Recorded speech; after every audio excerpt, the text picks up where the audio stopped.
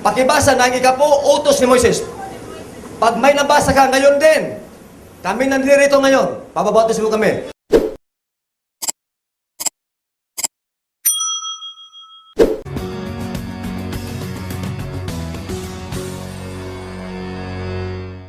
Lipat muna tayo ng Navotas.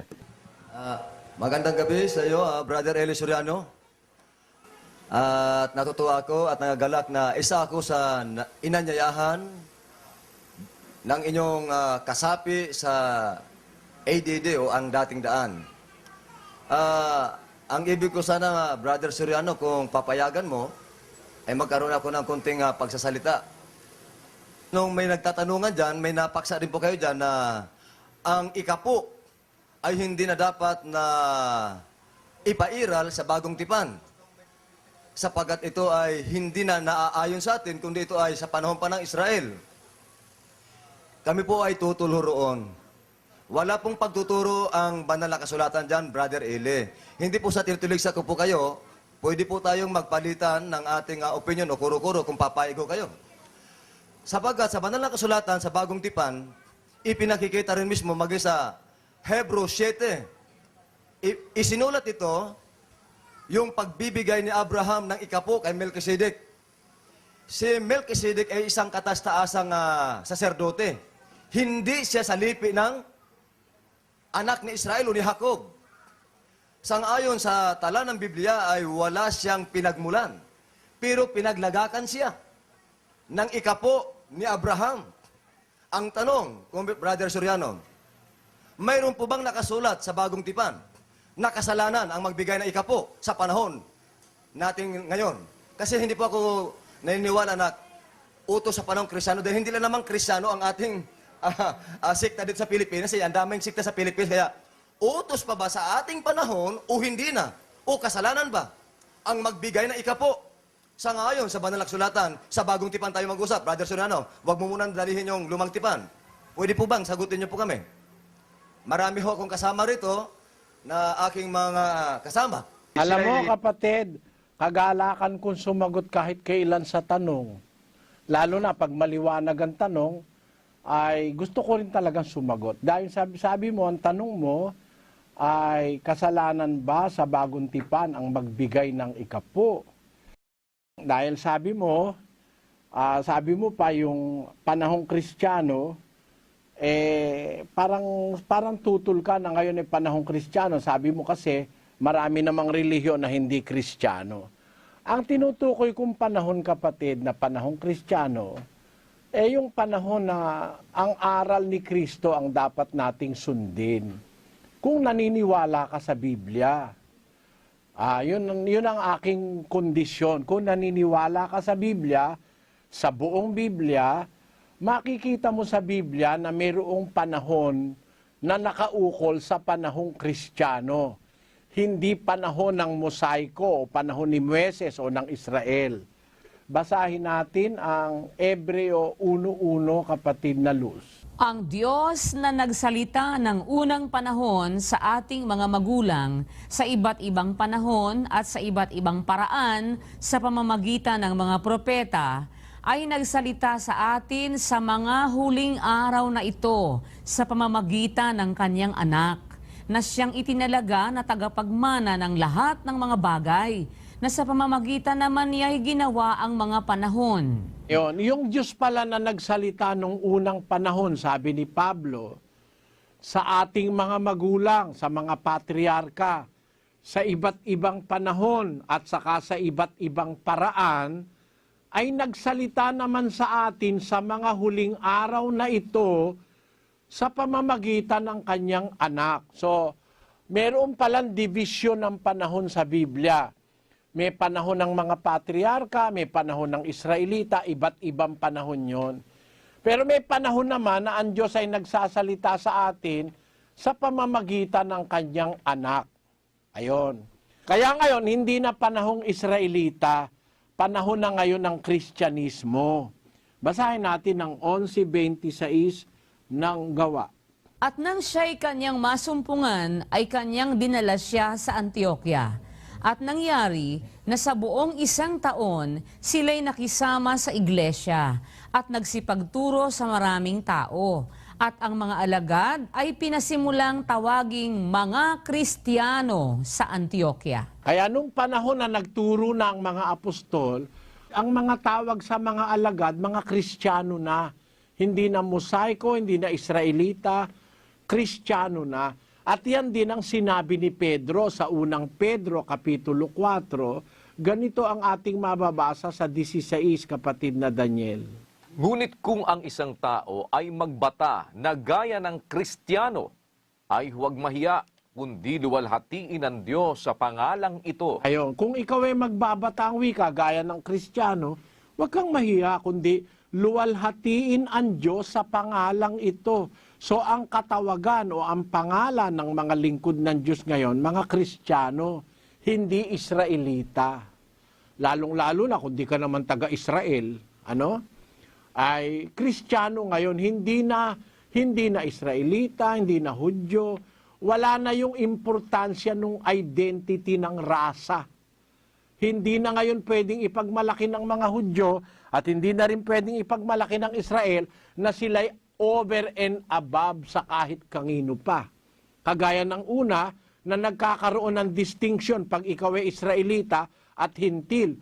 Pero nang dumating ang panahon ni Kristo at mga apostol, yung identity ng Israel bilang chosen people of God ay hindi na yun ang kanyang dapat na panghawakan. Sabi nga ni Pablo doon sa Galacia, sa 3:27, ganito. Sapagkat ang lahat na sa inyo ay binautismuhan kay Kristo, ay ibinihis si Kristo. Walang magiging Hudyo o Griego man. Walang magiging alipin o malaya man.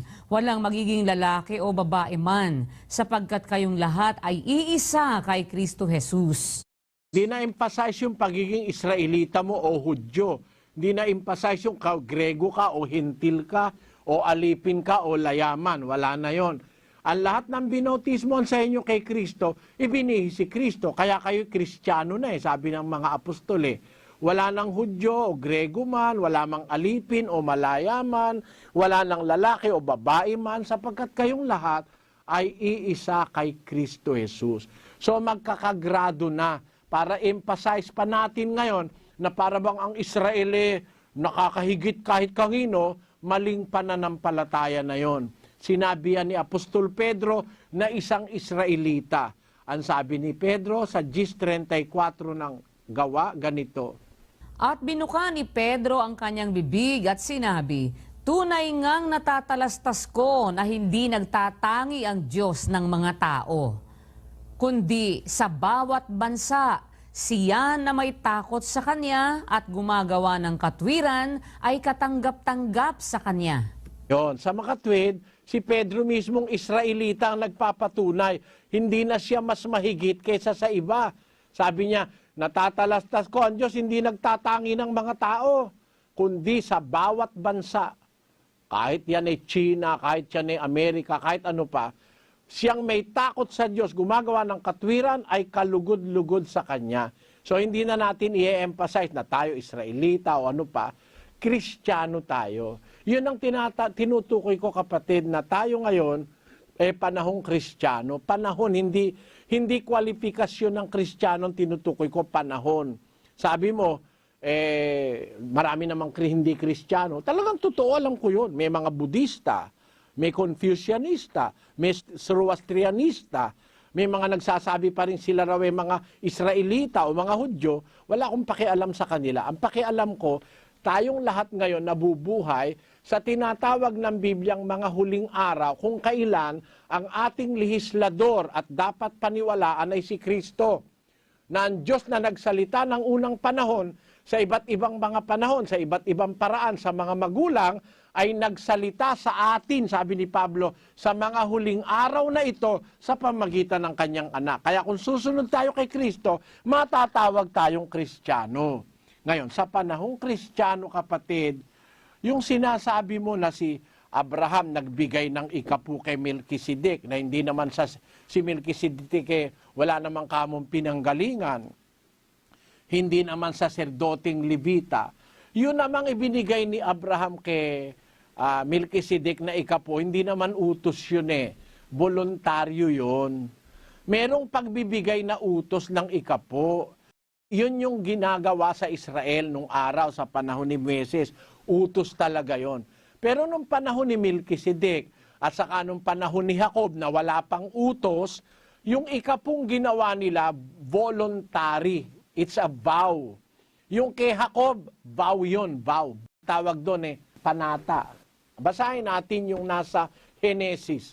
At si Jacob ay nagpanata na sinasabi, kung sasaakin ang Diyos at ako'y iingatan sa daang ito na aking nilalakaran at ako'y bibigyan ng tinapay na makakain at damit na maisusuot, na anupat ako'y makabalik na payapa sa bahay ng aking ama, ay ang Panginoon nga ang magiging aking Diyos. At ang batong ito na aking itinayo na pinakaalaala ay magiging bahay ng Diyos. At sa lahat ng ibigay mo sa akin ay walang pagsalang, ang 10 bahagi ay ibibigay ko sa iyo. Ayun, yung kay Jacob, hindi yun pagsunod sa utos. Hindi utos pa ang ikapo sa panahon ni Jacob. Ang pagbibigay ng utos na ikapo naganap lang sa panahon ni Moises sa mga saserdotes Levitas. Ngayon, nung panahon ni Jacob, yun ay isang uri ng pagtanaw ng utang na loob sa Diyos. Kung bibigyan mo ako ng pangangailangan ko, walang pagsalang ibibigay ko ang 10 bahagi sa iyo, sabi ni Jacob. Ganon din naman sa panahon ni Abraham, wala pang utos na ikapunon. Nung siya ay manggaling sa pagtatagumpay sa giyera, dumadaan siya sa Salim. Alam mo, si Melchizedek, hari ng Salim yun eh. He is the king of Salem. Kaya bilang isang tribute, o parang isang act of parang act of tribute to the king of Salem, binigyan ni Abraham ng 10 bahagi ng samsam. Tandaan mo kapatid ang ibinigay ni Abraham samsam, hindi niya hanap buhay yon. Nanalo lang siya sa gera sa mga hari sa Sodoma at saka sa iba-iba pa. Yung samsam niya, yung mga loot niya, binigay niya yung 10 bahagi kay Melchizedek. Samantalang sa mga Israelita ang utos, yung kanilang ikapo manggagaling hindi sa samsam. Manggagaling yon sa kanilang pinagpaguran sa bukid, ikapo ng hayop, ikapo ng bukid, ikapo ng kanilang kinikita. Kaya magkaiba yon. Yun ang sinasabi ko kapatid. At ang tinutukoy ko sa yung panahong Kristiyano, panahon kung kailan umiral si Kristo at nagturo. Kung naniniwala ka kay Kristo, maliban na lang hindi ka naniniwala kay Kristo. Pero kung naniniwala ka kay Kristo, makikinig ka sa kautusan ni Kristo. Kasi sinasabi ni Pablo, hindi na tayo magiging dapat pa sa kautusan ni Moises. 13:39 ng gawa, ulitin ko lang. At sa pamamagitan niya, ang bawat nananampalataya ay inaaring ganap sa lahat ng mga bagay, na sa mga ito'y hindi kayo aariing ganap sa pamamagitan ng kautusan ni Moises. You will not be justified by the law of Moses. Anong batas ngayon ang susundin natin? Sa 6:2 ng Galacia, Magtulong-tulong kayo sa pagdadala ng pasanin ng isa't isa, at sa gayon ninyo matutupad ang kautusan ni Kristo. kaya sa panahon ngayon, hindi na kautusan ni Moises, kautusan na ni Kristo. Kaya naniniwala ako, yung ikapo, hindi na yun ang batas ngayon. Ang batas yung kautusan ni Kristo na magbibigay ka voluntarily, ayon sa pasya ng puso. Yun ang aming stand doon, kapatid. Okay. Maliwanag po sa talatang ipinagalo mo, Brother Soriano, na hindi pala kasalanan magbigay ng ikapo. Gaya na kay Abraham, binanggit mo kanina sa Genesis. Hindi siya inutusang mag-ikapo, pero hindi siya nagkasala. Nalugod pa ang Diyos. Dumating sa punto, nagbigay ka ng example, gaya ng Israel, nagbigay ng ikapo. Iniutusan din ng Diyos na ang tao ay magbigay, gaya ng Malakyas 3:7 hanggang 10. Panginoon, ang Panginoon ang nag-utos doon, Brother Soriano. Ganito yon. Yung pagbibigay ng ikapo, utos yon sa mga Israelita. Sabi mo, nagbigay si Abraham, natuwa pa nga ang Diyos, sabi mo. Na hindi pala kasalanan magbigay ng ikapo. Gaya na kay Abraham, binanggit mo kanina sa Genesis. Hindi siya inutusang mag-ikapo. Pero hindi siya nagkasala. Nalugod pa ang Diyos. O hindi naman tayo, wala naman tayo sa panahon ni Abraham, kapatid. Kailangan ng time element sa pag-aaral ng katotohanan. Huwag kang bumalik sa panahon ni Abraham dahil wala tayo sa panahon ni Abraham. Nasa panahon nga tayong Kristiyano eh. Huwag ka rin babalik sa Israel sapagkat wala tayo sa panahong Israelita. Kasama sa dapat mong maintindihan yung time element ng katotohanan. Ang katotohanan may time element. Hindi mo pwedeng alisin yung time element, yung pangangailangan sa panahon. Basahin ko uli ha. Sana makita mo ang punto ko. Sa 1:2 ng Ebreo, kapatid na Luz. Ay nagsalita sa atin sa mga huling araw na ito sa pamamagitan ng kanyang anak. Ayan. Kahit na ang tawag mo sa kanya, Yahshua Messiah o Jesu Cristo, which is the translation from the Hebrew to the Greek. At kung sa English naman ay Jesus Christ. Kahit ano pa itawag mo kay Jesus, kung naniniwala ka kay Jesus, siya ang ating lehislador ngayon. Siya ang tagapagbigay natin ng batas. Kaya ang batas niyan susundin natin. Pagka babalik tayo kay Moises, matigas ang ulo mo lalabas. Hindi ka naniniwala kay Kristo. Ang sabi kasi ni Kristo, 28:20 ng Mateo, ganito.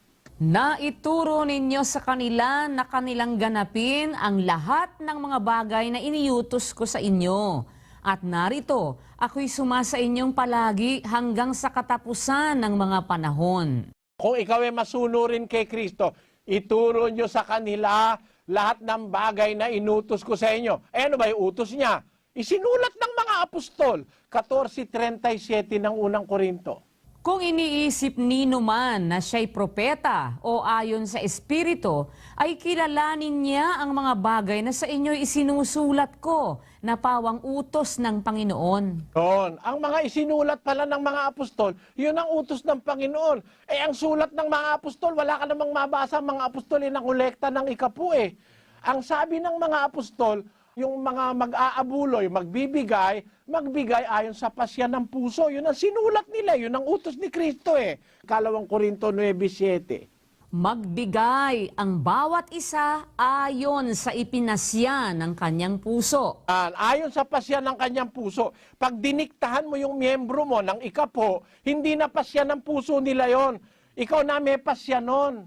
Hindi yun pasya ng puso. Ang batas ng bagong tipan, magbigay ang bawat isa ayon sa pasya ng puso. Sino may sabi nun? Sa Panginoong Jesus. Bakit nasulat yon? Inutos ni Kristo sa mga apostol, isulat yung kanyang mga utos.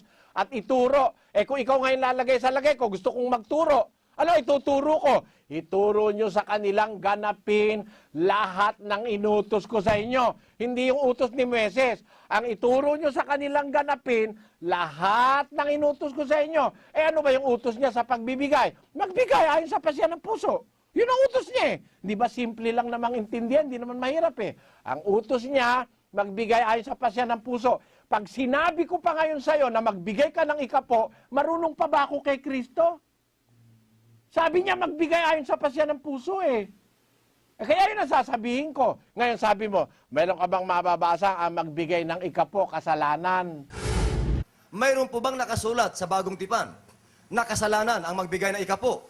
Hindi naman yung pagbibigay ang pinag-uusapan natin eh. Ang pinag-uusapan natin yung pagkuha. Na pastor ka, kukuha ka ng ikapo.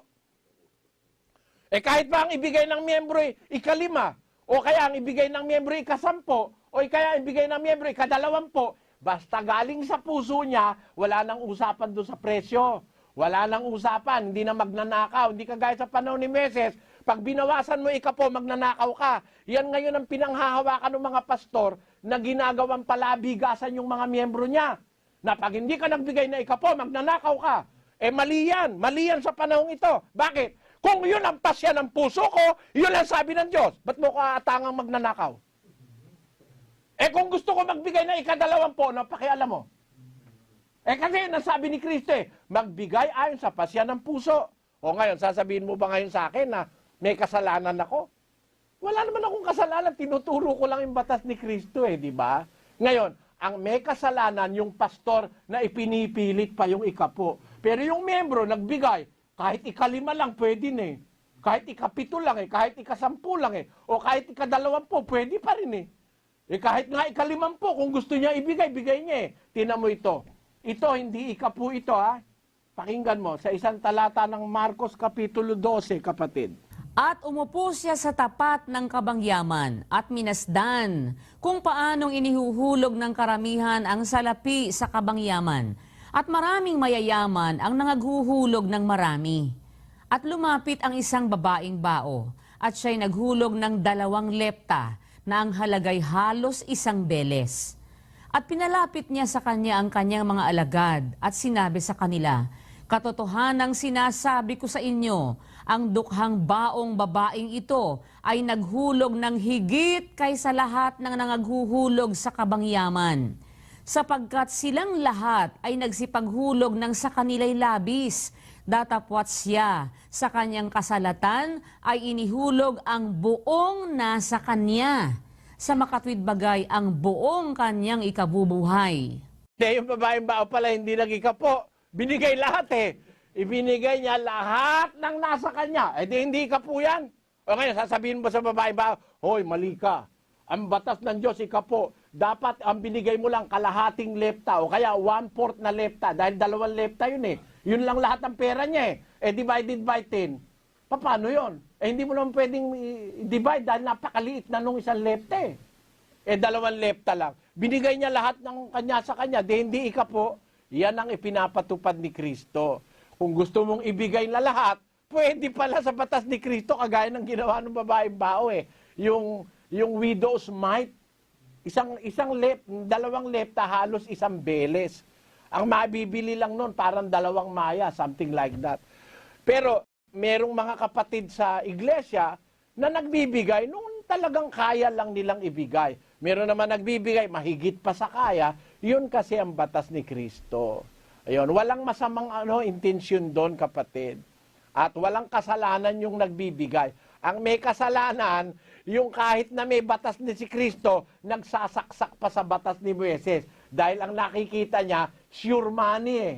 Halimbawa, ang miyembro niya, kumita 1,000, 100 kanya. Eh kumita 10,000 yung miyembro, 1,000 kanya. Eh kumita na 100,000 yung miyembro, 100,000 sa kanya. Eh kumita na 10,000,000, 100,000 lang kanya. Instant money yon. Yun ang trabaho ngayon ng mga pastor na ginagawang gatasan yung kanilang mga miyembro. Pero hindi ganun sa tunay na relihiyong nasa Biblia. Yun ang sagot ko dyan, kapatid. Nagpapalit natin ng kuro-kuro. Kaninong utos ang ikapo? Kay Moises o kay Amang Yahweh? O sa Panginoon sinasabi natin? Pakibasa ng ikapo, utos ni Moises. Pag may nabasa ka ngayon din, kami nandirito ngayon, pababatos ko kami. Ang ikapo, utos ni Moises, hindi utos ni Yahweh. Showdown ito. Sasagot na ako, kapatid, dahil hinahamon mo kasi ko ng showdown eh. Ganito ang babasahin ko sa Biblia. Ako gusto ko yan showdown para hindi masyadong maraming usapan. Ang alam mo pala, yung utos ni Moises, hindi utos ng Diyos. Eh nagkakamali ka. Basahin natin ang 4:4 ng Malakyas. Alalahanin ninyo ang kautusan ni Moises na aking lingkod, na aking iniutos sa kanya sa Horeb, para sa buong Israel, na may mga palatuntunan at mga kahatulan. Diyan ka nagkakamali, kapatid, sa tanong mo sa akin sa showdown. Patunayan mo kamo, utos ni Moises, hindi utos ng Amang Yahweh.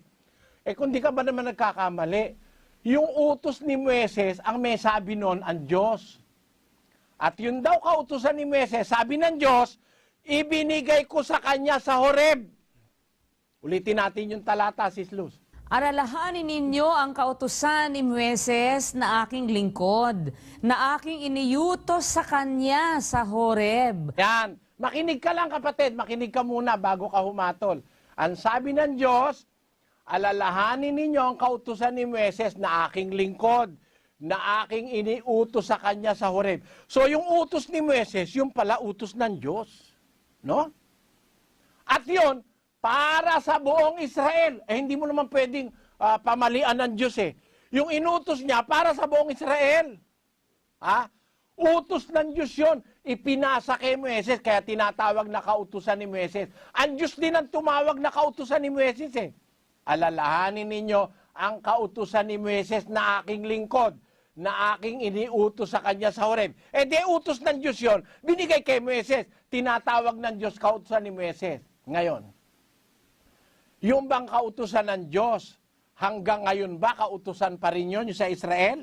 Ang isa ron, huwag kang kakain ng baboy. Huwag kang kakain ng hipon, talaba, tulya. Ha? Huwag kang kakain ng tahong. Kasama yun sa utos ng Diyos na ibinigay kay Moises. Sinulat ni Moises. Eh ngayon ba kapatid, kumakain ka ba ng talaba, tahong, tulya, hipon, kumakain ka ba ng baboy? Eh kautusan ng Diyos yun. Kautusan din ni Moises yun. Kasi yung kautusan ni Moises, kautusan ng Diyos yun. Yun ang ayon sa Biblia. Yung kautusan ng Diyos, yun din yung kautusan ni Moises. Ang kautusan ni Moises na aking lingkod, na aking iniutos sa kanya sa Horeb, doon sa bundok. Eh ano ba yun? Di ba yun ang kautusan ng Diyos? Iniutos kay Moises, tinawag ng Diyos, kautusan ni Moises. Pareho yun eh. Eh sino ba nag-utos na ikapo? Ang Diyos. Eh kanino bang utos yun? Sa Diyos. Kanino ipinasa? Kay Moises. O edi kautusan din ni Moises yun. Yun ang suma ron, kapatid. Okay, Brother Soriano, narinig ko ang panig mo. Binasa mo kanina ang Mateo 28, talatang 19 at 20. Hindi ba sinabi doon sa talata na inyong ituro sa lahat ng tao na ganapin ang lahat ng iniuutos ko sa inyo? Hindi sinabi na piliin ninyo ang iniuutos ko sa inyo. Ang sabi sa Mateo 28, talatang 19 hanggang 20, ituro ninyo sa lahat ng tao na inyong ituro ang lahat ng iniuutos ko sa inyo. Mateo 5:17, hindi ako naparito, sabi ni Kristo, sinabi ni Yeshua, hindi ako naparito upang sirain ang kautusan ni ang mga propeta. Si Moses, propeta ba o hindi? Sinira ba ni Kristo? Ang sabi ni Kristo, hindi ako naparito upang sirain ang kautusan ni ang mga propeta. Deuteronomy 12:32. Ang sabi ni Moses, ang lahat ng iniuutos ko sa inyo, ituro nyo ng walang labis at walang kulang. Parehong-parehong katulad na sinasabi sa Bagong Tipan. Ano pang sabi? Sa Apokalipsis 22, talatang 18-19, ang mag-alis, aalisin ang kanyang bahagi sa kaharan ng langit. Ang magdagdag, daragdagan ng salot. Ang sabi din sa banal na kasulatan, si Yahweh ang may utos. Sa Malakyas 3:9, sabi rito, ninanakawan ninyo ako nitong buong bansa. Kung iyong babasahin pa siya mula 7 hanggang 10 ng Malakyas, ang sabi sa paano ka namin ninakawan? Nagsaltang tao sa Diyos. Sabi ng Diyos sa makatuwid bagay sa ikapo, ninanakawan ninyo ako nitong buong bansa, 9. Kaya sabi ng Diyos, subukin. Sinong may utos? Subukin ang sabi ng Diyos. Kaya bakit pinasusubok ng Diyos? Dahil maraming mga tao ang hindi nagbibigay na ikapo. Ito'y subukan ng pananampalataya. Gaya ng ating amang si Abraham. Bilang mga anak sa pangako, si Abraham ay ama ng mga bansa sa pananampalataya. Bilang ang Pilipinas, kasapi sa mga maaaralan ng totoong iglesia ng Diyos, kami ay kasapi din sa totoong asemblea ni Amang Yahweh. Ang Pilipinas ay kasama sa makikilakip, sabi doon sa propesya ni Propeta Isaiah, chapter 56, talatang 6. Gayon din naman ang taga-ibang bansa na makikilakip. Saan? Sa Israel. Episo 2, ang talata, bagong tipan ho ito. Episo 2, ang talata ay 12 hanggang 13. Noong unang panahon, kasamang Pilipinas, mga hindi kabilang sa bansang Israel, mga walang pag-asa. Ngunit ngayon, nang dumating si Kristo, dumating si Yeshua, tutol ba si Yeshua o si Kristo na magbigay ng ikapo? Walang itinuturo ang apostol, wala rin itinuturo ang Kristo. walang may pakita na kasalanan ang magbigay. Kundi ang sabi ni Kristo, Mateo 28:19 hanggang 20, na inyong ituro ang lahat ng iniuutos ko sa inyo. Gaya ng maliwanag na paliwanag ni Kristo sa Mateo 5:17 hanggang 19. Na ang sabi, huwag ninyong isipin, mag-isip ka lamang na baguhin ang utos ng Diyos, kasalanan. Huwag ninyong isipin na parito ako upang sirain ang kautusan, kundi upang ganapin. Sinong may utos? Ang Diyos. Nagpunta baga si Kristo rito upang magpakita ng halimbawa ng pagsuway sa utos? Wala pong talatang makikita. Juan 12:49 hanggang 50, walang sariling utos sa pakibasa nga kapatid. Pwede bang mag-request, Brother Serrano? Pakibasa, Juan 12:49-50. Tignan natin kung may sariling utos si Kristo. Nagbuhat sa kanyang sarili. Pakibasa. Juan 12, para din natin. Juan 12, pakibasa. King Israel, pakibilis. Kasi, okay. Juan 12:49. Ito po ang sinasabi sa talatang ito. Sapagkat ako'y hindi nagsasalita na mula sa aking sarili, kundi ang Ama na sa akin ay nagsugo, ay siyang nagbigay sa akin ng utos kung ano ang dapat kong sabihin at kung ano ang dapat kong salitain. Okay na? Maliwanag ho ba? Walang sariling utos si Kristo kung anong idikta sa kanyang Ama. Yun ang kanyang sinasabi sa lahat ng mga tao. Maliwanag ang Mateo 5:17 hanggang 19 na hindi nagpunta dito si Kristo upang sirain ang kautusan ni ang mga propeta. Ang sabi dito sa Hebro, Kapitulo 10, ang talatang 28, ang magpawalang bisa sa kautusan ni Moises, maging 2 o 3 saksi, mamamatay ng walang awa. Brother Soriano, ikaw ba? Pinawawalang bisa ang bang kautusan ni Moises? Oo, hindi. Yan. Ako sasagot naman ngayon ako, kapatid. Mabuti naman tong ganito, palitan ng ano no? Ang magpawalang bisa sa kautusan ni Moises sa harap ng 2 o 3 saksi, mamamatay na walang awa. Yun ang nasa 10:28 ng Ebreo. Tuloy natin sa 29. Gaano kayang higpit ng parusa sa akala ninyo ang ihahatol na nauukol doon sa yumurak sa anak ng Diyos. Itong salita, pag kukompare. Kino-compare ni Pablo sa panahon kasi nung una, ang magpawalang halaga sa panahon ni Moises, mamamatay na walang pagsala sa 2 saksi, 3. Gaano ba kahigpit ang parusa pag yuyurakan mo naman yung anak ng Diyos? So, hindi na tayo ngayon nasa kautusan ni Moises. Nasa kautusan na tayo ng anak ng Diyos na si Kristo. Yun ang ibig sabihin dyan sa talatang binasa mo. Huwag mong pagsamahin yung panahon ni Moises at saka panahon ni Kristo. Magkaibang panahon yon, kapatid.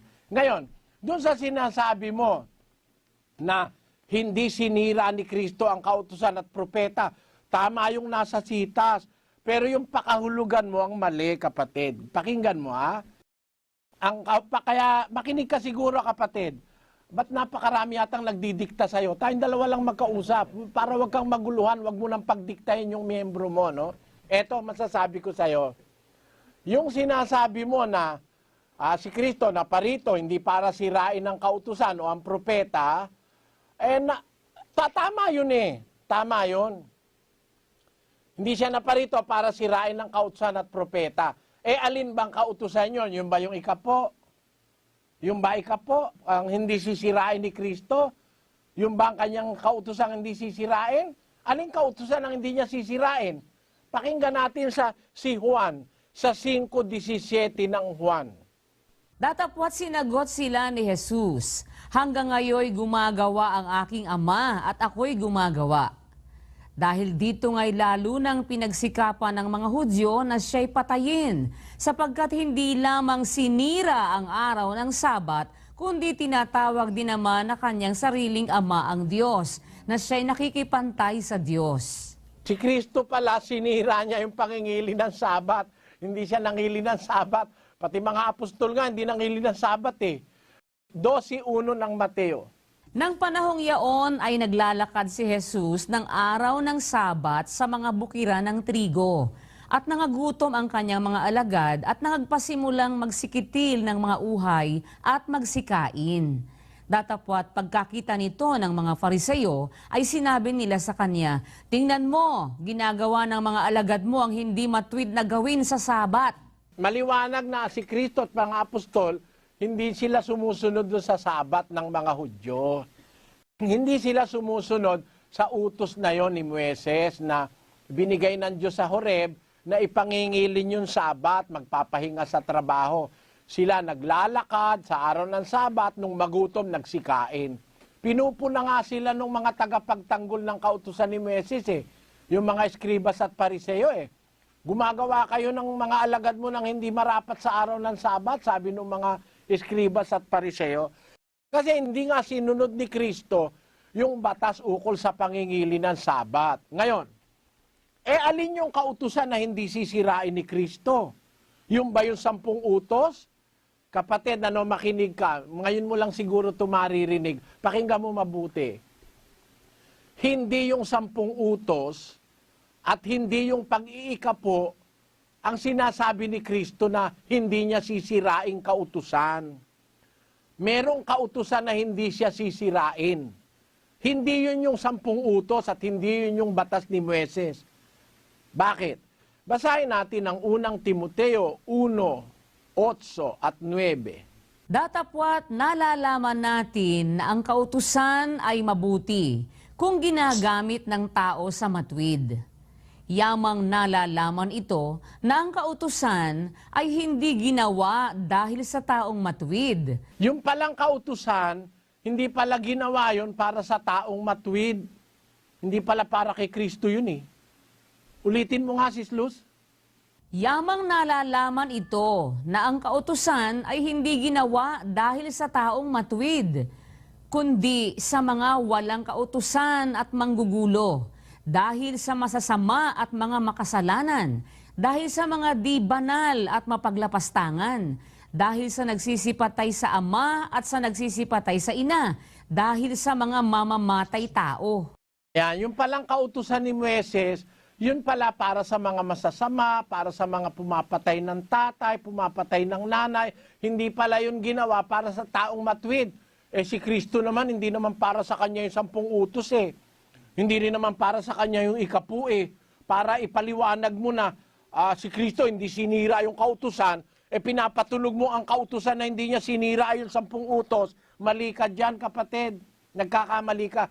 Kasi yung 10 utos, hindi para sa taong matuwid yun, hindi para kay Kristo yon. Para yon sa mga manlalabag, sa mga pumapatay, para sa mga nagnanakaw, para sa mga lapastangan sa magulang. Doon nakaukol yung mga kautusan. Kung merong kautusan si Kristong sinasabi na hindi niya sinira, may kautusan para sa kanya ang Diyos. Para sa kanya lang partikular. Basahin natin ang Gisang Ebreo. Nang magkagayoy, sinabi ko, "Narito, ako'y pumarito, sa balumbon ng aklat ay nasusulat tungkol sa akin, upang gawin, O Diyos, ang iyong kalooban." Yan, may kautusan ng Diyos para kay Kristo. Naparito ako sa balumbon ng aklat, nasusulat tungkol sa akin, para sa Kanya. Nakasulat yun sa kautusan ni Moises, sa aklat ng mga awit at saka sa mga propeta. May mga gagampanan si Kristo sa mga kasulatan, sa awit, sa propeta at saka sa kautusan ni Moises. Basahin natin sa 24:44 ng Lucas. At sinabi niya sa kanila, "Ito ang aking mga salitang sinabi ko sa inyo, nang ako'y sumasa inyo pa, na kinakailangang matupad ang lahat ng mga bagay na nangasusulat tungkol sa akin sa kautusan ni Moises at sa mga propeta at sa mga awit." Ayon, dapat matupad lahat ang mga bagay na nasusulat tungkol sa akin sa kautusan ni Moises, sa mga propeta at sa mga awit. Kaya nga si Kristo tinuli ng 8 araw Kasi nakasama sa batas yun na ang lalaking Israelita, panganay, tutuliin ng 8 araw. Kaya siya inihandog sa templo pagkatapos na siya'y matuli. Naganap lahat sa kanya yung mga sinasabi ng kautusan ni Moises at saka sa mga propeta at saka sa mga awit. Pati sa awit may nakasulat kay Kristo naganap niya lahat yon. Yun ang sinasabi niyang hindi niya sisirain ang mga bagay na nasusulat tungkol sa kanya sa aklat ng awit, sa mga propeta at saka sa kautusan ni Moises. Yun ang hindi niya sisirain. Pero yung Sabat, sinira niya eh. Kasi hindi naman para sa taong matwid. Lahat ng mga kautusang sinasabi, huwag kang papatay, huwag kang mangangalo niya, huwag kang magnanakaw, huwag kang sasaksi sa di katotohanan. Sabi ni Pablo, ang kautusan hindi ginawa para sa taong matwid. Hindi ginawa ang kautusan para kay Kristo. Yung kautusang 10 utos para sa taong makasalanan yan. Para sa taong mga kasalanan sa Israel nung una.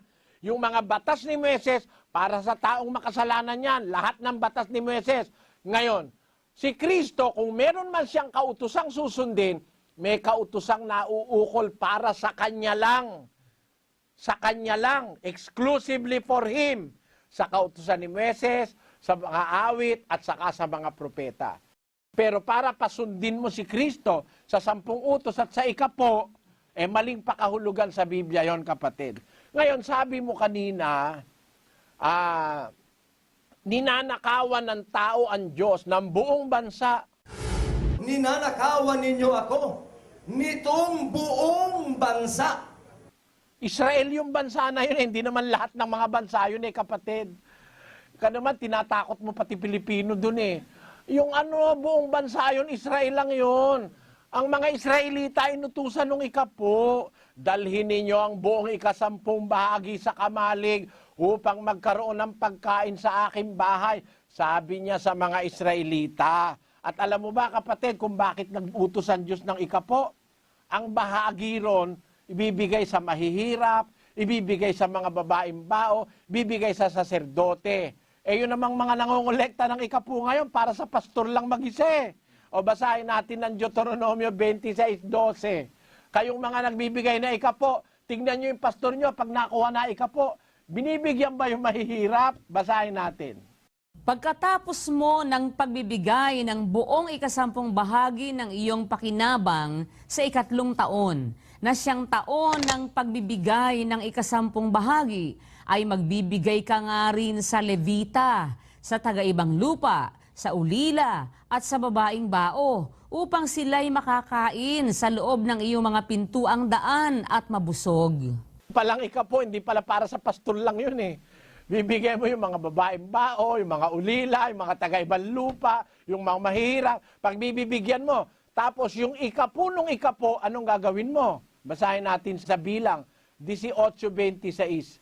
Bukod dito, isasalitain mo sa mga Levita at sasabihin mo sa kanila, pagkuha ninyo sa mga anak ni Israel ng 10 bahagi na aking ibinigay sa inyo mula sa kanila na inyong pinakamana, ay inyong ihahandog nga na pinakahandog na itinaas sa Panginoon ang 10 bahagi ng 10 bahagi. Pagka kumuha pala ng 10 yung mga sacerdotes Levitas, yung 10% nun, ihahandog nila sa Panginoon na parang alay na susunugin. Ngayon yata, yung mga pastor ng 10, hindi na nagsusunog kanila na lahat kapatid na Daniel, ano? Sayang po Sayang. Mali pala yun Dapat pala wag mong sasarilinin. Bibigyan mo yung mga ulila, mga babaeng bao, yung mahihirap, yung mga estranghero, papakainin mo yung mga Levita. Tapos yung 10 bahagi, nung 10 bahagi, ihahandog mo sa Panginoon na handog na itinataas na handog. Ibig sabihin, hindi lahat mapupunta sa pastor. Ngayon, mga pastor na 10, kaya nagyayamanan, sinosolo Ang kasosyo niya, yung asawa niya. Kaya yung mga pastor na 10 ngayon, yung mga asawa, tignan mo, pulong-pulong ng alahas. Nakaalahas ang mga asawa dahil yung 10 ng miyembro pinambibili ng alahas. Biro mo yung 10 ng kataong mahirap, bibili mo ng alahas para sa asawa mo. Hindi naman para ron yun Para sa mahirap yun, para sa mga ulila, para sa mga babaeng bao, para sa mga biyuda, o para sa mga estranghero. Yun ang pinag-uukulan ng 10 ng araw. Pero sa panahon ng ating Panginoong Hesus, yung sinasabi mo kapatid na ang Pilipinas ay ilalakip din sa bansang Israel. Ang Pilipinas ay kasama sa makikilakip. Wala namang batayan sa Biblia yun Tayo ngayon nakalakip Saan? Kay Kristo. Doon tayo maiipon, hindi na sa Israel. Hindi na, huwag mo ipilit yung Israel, kay Kristo tayo. Iipunin niya tayong lahat kay Kristo. Basahin natin sa isang talata ng Epeso. Ganito ang ating mababasa. Titipunin tayong lahat kay Kristo, hindi dyan sa Israel. Dahil yun ngang identity ng Israel, kay Kristo, wala ng Hudyo, wala ng Grego, wala ng Laya, wala ng Alipin. Tayong lahat ay iisa kay Kristo. At kay Kristo tayong lahat maiipon. Yun ang sinasabi ni Pablo. Pakilagay mo. Sa pagiging katiwala sa kaganapan ng mga panahon upang tipunin ang lahat ng mga bagay kay Kristo, ang mga bagay na nangasa sang kalangitan at ang mga bagay na nangasa ibabaw ng lupa, sa Kanya sinasabi ko. Kay Kristo titipunin, hindi sa Israel, kapatid. Ang Israel expired na. Huwag mo na kasing ipilit yung Israel, Pilipino ka, ipipilit mo Israel. Parang niwawalan mo namang kahulugan yung pagka-Pilipino natin. Sabi ni Pedro, bawat bansa, hindi na exclusive ang Israel ngayon. Bawat bansa, siya na may takot sa Kanya, gumagawa ng katwiran, kalugod-lugod sa Kanya. Ngayon, ang sabi ni Kristo sa Mateo 28, pinagkamalian mo yung kapatid eh. Sabi ni Kristo, ituro nyo sa kanilang ganapin lahat ng inuutos ko sa inyo. Lahat ng utos ni Kristo, hindi lahat ng utos ni Moises. Eh kasi kung gano'n ang pakahulugan mo, ituro mo sa miyembro mo ngayon, bawal kumain ng baboy. Ha? Bawal kumain ng tahong. Bawal ang hipon, tulya, alimangot, alimasag, talangka. Bawal lahat yan. Dahil batas ni Moises yan. Kung ang implikasyon mo, ituturo mo lahat ng kautusan, abay, bawal kang kumain ng mga baboy ngayon. Pagka pinapayaan mo ang miyembro mo kumain ng hipon, talaba, tahong, niloloko mo lang sila. Kasi, nung sinabi ni Kristo, ituro nyo sa kanilang ganapin, lahat ng inutos ko, hindi inuutos ni Moises. Dahil ibang utos sa panahon ni Moises, ibang utos sa panahon ni Kristo. Ang katunayan, huwag mong kakalimutan yung talata, kapatid. 13:39 ng gawa. Binabaliwala mo itong salita ni Pablo eh. 13:39. At sa pamamagitan niya, ang bawat nananampalataya ay inaaring ganap sa lahat ng mga bagay, na sa mga ito'y hindi kayo aariing ganap sa pamamagitan ng kautusan ni Moises. Kita mo, hindi ka naaariing ganap sa panahong Kristiyano sa pamamagitan ng kautusan ni Moises. Nilalabanan mo ba si San Pablo? O lapastangan ka ba kay Kristo? Ang sabi ni Kristo, makinig tayo sa kanyang mga apostol. Sabi ni Pablo, hindi na kayo aariing ganap sa pamamagitan ng kautusan ni Moises. At bahagi ng kautusan ni Moises, ang pagbibigay ng ikapo, binigay sa kanya ng Diyos yun eh. Ang kautusan ni Moises, galing sa Diyos. Sabi ng Diyos, alalahanin ninyo ang kautusan ni Moises na aking lingkod, na aking iniutos sa kanya sa Horeb, sa bundok. Yung Horeb, Ebreo yun eh. Ang kahulugan ng Horeb, bundok. Yung kautusan ni Moises na aking iniutos sa kanya sa Horeb, para sa buong Israel. Eh, Pilipino ka naman eh, kapatid, hindi ka naman Israelita. Kaya pwede kang kumain ng baboy. Oh, hindi ka naman Israelita eh. Kaya, yung kautusan ni Moises, para sa Israel yon. Ang para sa buong mundo ngayon, yung kautusan ni Kristo. Gawin yung alagad ang lahat ng bansa, bautismo nyo sila sa pangalan ng Ama, ng Anak, ng Espiritu Santo, ituro nyo sa kanilang ganapin lahat ng mga bagay na iniutos ko. Utos niya, hindi utos ni Moises. Kasi sabi ni Pablo, hindi na nga tayo aariing ganap sa kautosang itinuro sa panahon ni Moises. Ayun, kapatid. Kung ikaw naniniwala kay Kristo at mga apostol, hindi ka babalik sa Israel.